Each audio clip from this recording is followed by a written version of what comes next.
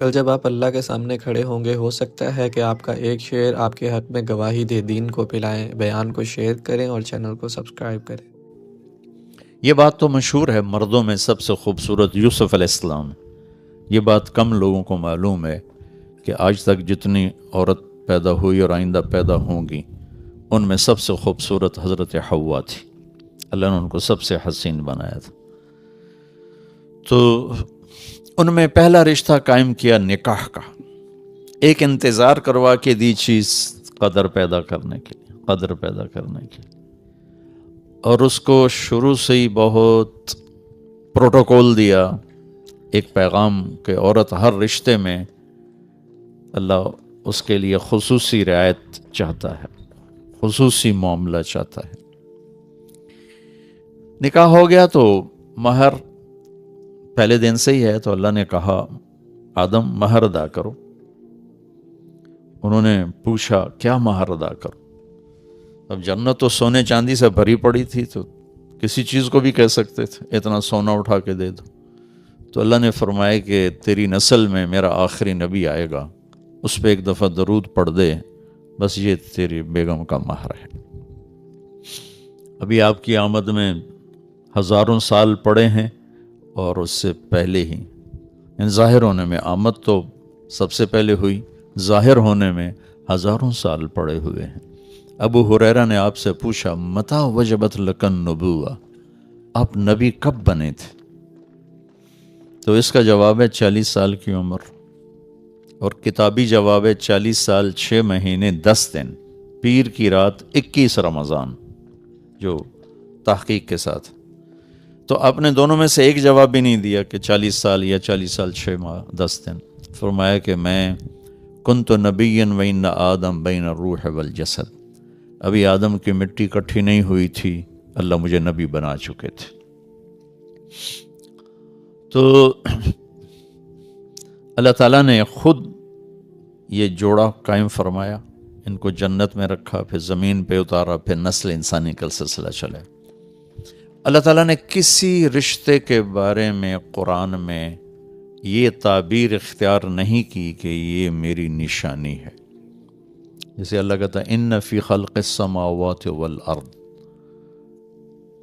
یہ آسمانی، یہ زمین، واختلاف اللیل والنہار، یہ رات یہ دن، والفلک التی تجری فی البحر بما ینفع الناس، یہ سمندر تمہارے سامنے، اس میں تیرنے والے جہاز، کشتیاں، وما انزل اللہ من السماء من ماء، آسمان کی بارش، فاحیا بہ الارض بعد موتها، پھر زمین کا سرسبز ہونا، وبث فیہا من کل دابہ، اس میں زندگی کا پروان چڑھنا،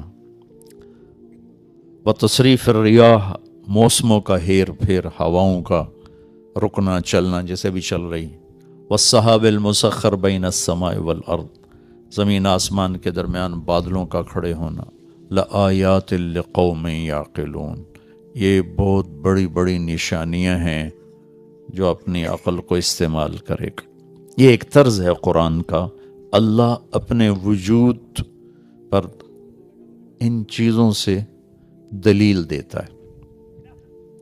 تو ایک جگہ اللہ نے عجب طریقے سے دلیل دیے اپنی، من آیات ہی، تیرے رب کی بڑی نشانی ہے، ان خلقکم من تراب، تمہیں مٹی سے پیدا کی، فَإِذَا أَنْتُمْ بَشَرٌ تَنْتَشِرُونَ، اور تم بیٹھے ہوئے ایک دوسرے کو دیکھ رہے ہو، بنے مٹی سے ہو۔ ایک آیت چھوڑتا ہوں، اگلی پڑھتا ہوں، من آیاتہ خلق السماوات والارض، میری بہت بڑی نشانی ہے زمین آسمان، واختلاف السنتکم والوانکم، میری بہت بڑی نشانی ہے تمہارے رنگ روپ زبانوں کا الگ ہونا۔ پھر من آیاتہ منامکم باللیل والنہار، میری بہت بڑی نشانی ہے تمہیں سلا دیتا ہوں، اٹھا دیتا ہوں، دن میں بھی سلاتا ہوں، رات کو بھی سلاتا ہوں، پھر اٹھا دیتا ہوں، وابتغاءکم من فضلہ، اور تمہارے لیے زمین میں رزق بکھیر دیا ہے، تم چنتے پھرتے ہو، چگتے ہو، اٹھاتے ہو، یہ تیرے رب کی بہت بڑی نشانی ہے۔ من آیاتہ یریکم البرق خوفا وطمعا، میری بہت بڑی نشانی ہے بادلوں کی گرج، بجلی کی چمک، کڑک، پانی، بارش۔ من آیاتہ ان تقوم السماء والارض بامرہ، میری بہت بڑی نشانی ہے کہ زمین آسمان قائم ہے، قائم ہے۔ یہ کتنی بڑی تیرے رب کی نشانی۔ اب اس میں نے ایک آیت چھوڑ دی تھی، ان آیات کے ترجمے کو سن کر آپ کا میرا ذہن یہ ساتھ ساتھ چل رہا ہوتا ہے، ہاں واقعی بہت بڑی نشانی، بہت بڑی نشانی، یہ سمندر بڑی نشانی، آسمان بڑی نشانی، زمین۔ اب ایک آیت میں پڑھنے لگا ہوں جس کی طرف بہت کم ذہن گیا ہوگا کہ اللہ کہہ رہا ہے یہ بھی تیرے رب کی بہت بڑی نشانی۔ من آیاتہ ان خلق لکم من انفسکم ازواجا لتسکنوا الیہا وجعل بینکم مودۃ ورحمہ ان فی ذلک لآیات لقوم یتفکرون۔ سب سے طاقتور لفظ استعمال کی، میری بہت بڑی نشانی ہے کہ میں نے تمہیں خامند اور بیوی کے رشتے میں جوڑ دیا۔ اس کو اللہ اپنی نشانی قرار دے رہا ہے کہ میں نے تمہیں خامند اور بیوی کے رشتے میں باندھ دیا، جمع کر دیا، جوڑ دیا، اس میں سکون رکھا، اس میں محبت رکھی، اس میں ہمدردی رکھی۔ اس میں جو غور و فکر کرے گا تو وہ سمجھے گا کہ یہ رب کی بہت بڑی نشانی۔ اور ہمارے صرف بر صغیر کی بات نہیں، پوری دنیا اللہ نے پھرائی ہے، پوری دنیا میں یہ رشتہ بری طرح مسلا گیا ہے، بری طرح۔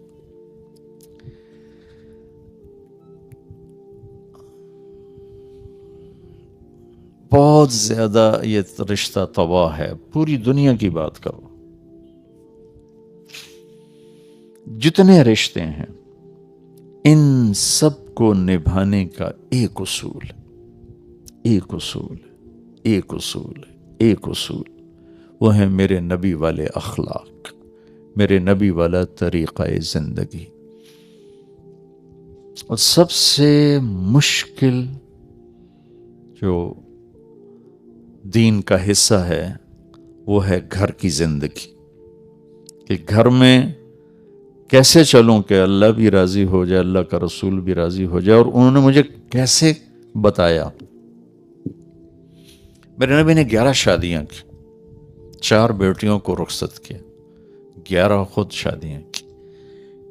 یہ آپ کو ایک حدیث سناتا ہوں، آپ نے فرمایا ما تزوجت وما زوجت الا بوحی من السماء نزل به جبریل۔ میں نے جہاں شادی کی، جہاں بیٹی کی شادی کی، پہلے آسمان سے جبریل اللہ کا امر لے کر آئے، حکم لے کر آئے، پھر میں نے وہ قدم اٹھایا۔ یہ شوق کی شادیاں نہیں تھی۔ 25 سال کا نوجوان 40 سال کی عورت سے کیوں شادی کرے گا جبکہ رشتوں کی کمی کوئی نہ ہو اور حسن و جمال کا پیکر۔ حضرت عائشہ رضی اللہ عنہ فرماتی تھی کہ یوسف علیہ السلام کو دیکھ کر عورتوں نے ہاتھ کاٹے تھے، لیکن میرے محبوب کو دیکھتی تو دل چیر کے بیٹھ جاتی۔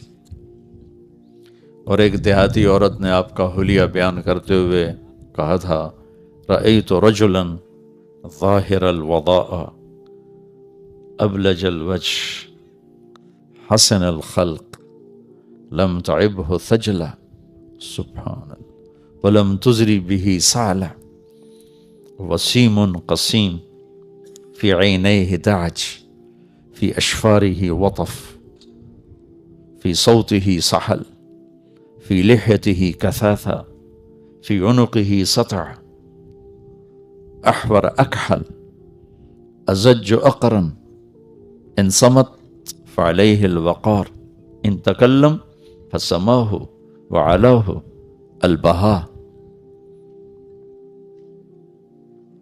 احسنه وابهاه من بعيد واجمله واحلاه من قريب حلو المنطق فصل لا هزر ولا نظر۔ اللہ اکبر، کیا الفاظ ہیں، کیا آپ کو شاید ترجمہ سمجھ میں نہ آیا، ردم کی طاقت تو سمجھ میں آ رہی تھی، کیسے ٹک ٹک ٹک ٹک الفاظ اس کے منہ سے نکلے ہیں، اس بی بی کے منہ سے، ایک بڑھیا دیہاتی عورت۔ کأن منطقہ خرزات نظم یتحدرن. کہنے لگی میں نے ایک شخص دیکھا، مجھے یوں لگا جیسے 14ویں کا چاندی کپڑے پہن کے زمین پہ اتر آیا. یعنی میرے پاس یہ میں کتابی ترجمہ نہیں کر رہا ہوں، جو وہ اماں کہنا چاہتی تھی نا میں وہ بتا رہا ہوں. یوں لگا جیسے 14ویں کا چاندی کپڑے پہن کے آ گیا، چمکتا چہرہ، کشادہ پیشانی، پیٹ نہیں نکلا ہوا کہ بدصورت ہو جائے، اتنا دبلا نہیں کہ بے روب ہو جائے، حسن کا مجموعہ، پورا وجود حسن میں ڈھلا ہوا، وسیم قسیم، ایسا حسن کہ جتنا دیکھو دیکھنے کا شوق بڑھے. وسیم اسے کہتے ہیں جس کو جتنا دیکھو شوق بڑھ جائے. یہ دنیا میں صرف اوپر اللہ ایک اور نیچے اللہ کا نبی. وسیم کوئی نہیں آیا، حسین تو بہت ہیں، وسیم کوئی نہیں آیا کہ جتنا دیکھوں دیکھنے کا شوق بڑھ جائے. قسیم کہتے ہیں جدھر سے دیکھو خوبصورتی اس کی غلام نظر آئے. قسامہ، انگلیاں، جوڑ، ناخن، انگوٹھا، ہتھیلی، بازو، کونیاں، سینہ، چھاتی، ہر شے، جسم کا ہر عضو حسن ہاتھ جوڑ کے کھڑا ہوا ہے. قسیم. فی عینیہ دعج، آنکھ موٹی خوبصورت. میری نبی کی آنکھوں کے بارے میں الفاظ ادعج، اشکل، احور، اکحل، اہدب، انجل، ابرج، 7 الفاظ ہیں. اور 7 الفاظ کا ایک خلاصہ ہے کہ ایسی آنکھ کائنات میں اللہ نے کسی کی نہیں بنائی، ایسی خوبصورت آنکھ اللہ نے کسی کی نہیں بنائی. سبحان. حسین آنکھ، پلکیں لمبی دراز، آواز میں کشش، آواز میں ایک نغمہ، آواز میں ایک گرفت کہ دل کو پکڑ لے آدمی کی. داڑھی بڑی خوبصورت گھنی، گردن سراہی دار، خاموش ہیں تو وقار کا پیکر ہیں، بولتے ہیں تو نور ہی نور بکھیر دیتے ہیں اور نور چھا جاتا ہے، اور زبان سے نکلنے والے جملے ایسے ہیں جیسے موتی پروئے ہوئے نکل رہے ہوں. اور ہمیں اتنی خوبصورت ہیں جیسے آنکھوں کے اوپر کسی نے کمان رکھ دی ہو، یوں کر کے. حسین، چمکتی، سرمگی آنکھ ہے. یہ اگلا کافی سارا میں نے چھوڑ دیا ہے، تھوڑا سا میں نے آپ کو بتا دیا ہے. اس حسین نوجوان کو 40 سال کی عورت سے شادی کی کیا ضرورت ہے؟ ایک منگنی ٹوٹی ورقہ بن نوفل کے ساتھ، ابو حالہ سے نکاح ہوا، ایک بیٹا ایک بیٹی، ہند اور حالہ، انتقال ہو گیا، بیوہ ہو گئی. دوسری شادی ابن عابد کے ساتھ، ایک بیٹا ہوا، خاوند کا انتقال ہو گیا. 40 برس عمر گزر گئی، جوانی 40 برس میں ڈھل جاتی ہے. آپ نے ان کے ساتھ شادی فرمائی اور زندگی کے 25 برس ساتھ گزار دی. جب آپ کی عمر 50 سال ہوئی اور حضرت خدیجہ 65 سال، تو ان کا انتقال ہوا. تو اس کے بعد 50 سے 63 13 برس میں آپ نے 10 شادیاں کی. یہ حدیث میں نے آپ کو سنا دی، ما تزوجت وما زوجت الا بوحی من السماء نزل به جبریل، کہ جہاں شادی کی، جہاں بیٹی دی، اوپر والے کا امر آیا، پھر یہ قدم اٹھایا. یہ کیوں تھا؟ زندگی سمجھانے کے لیے. نماز آسان سا کام ہے، سستی کی وجہ سے نہیں پڑھتے. کوئی ایسی وہ مشقت نہیں ہے کہ جس سے کہ کوئی کر نہ سکتا ہو، سستی ہے، عظمت نہیں پڑھتے. روزہ تھوڑی سی مشقت کا ہے،